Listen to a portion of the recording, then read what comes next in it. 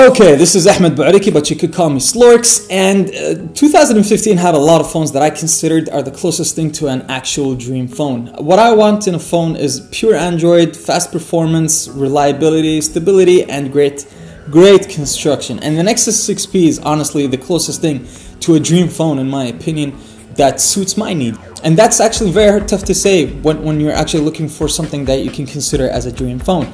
But the things that are lacking in the Nexus 6P that I'd actually can live without, or probably would be better so I can actually live with, is probably the size. 5.7 inches, it doesn't need to be that big. I think they could have thinned out the bezels a little bit, made the top and bottom of the phone a little bit smaller, even with the boom sound speakers. I think this is the biggest 5.7 screen that came out in 2015 on terms of, you know, the chassis of the phone and everything. But I think if the phone was a tad smaller, it would have been better.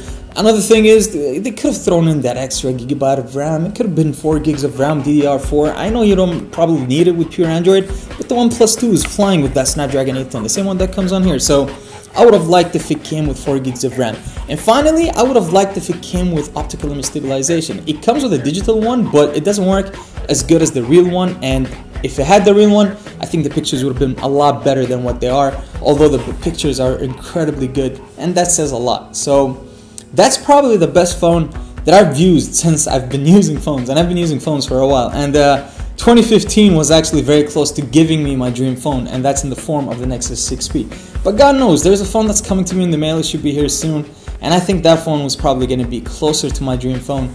And I'll make sure that I'll share it with you guys in the next video with a review and maybe an unboxing, who knows. But please share in the comment section below which phone was actually the closest to a dream phone to you in 2015, and what do you think is going to come in 2016 that will actually distinguish phones to become even more unique? Because right now all phones actually operate almost the same way, they almost look the same way, they're built the same way, they perform the same way, and they kind of always look the same.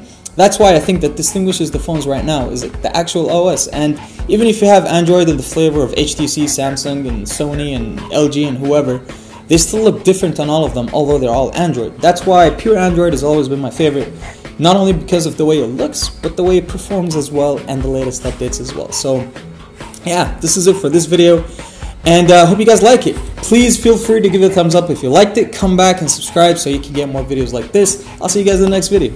Take care.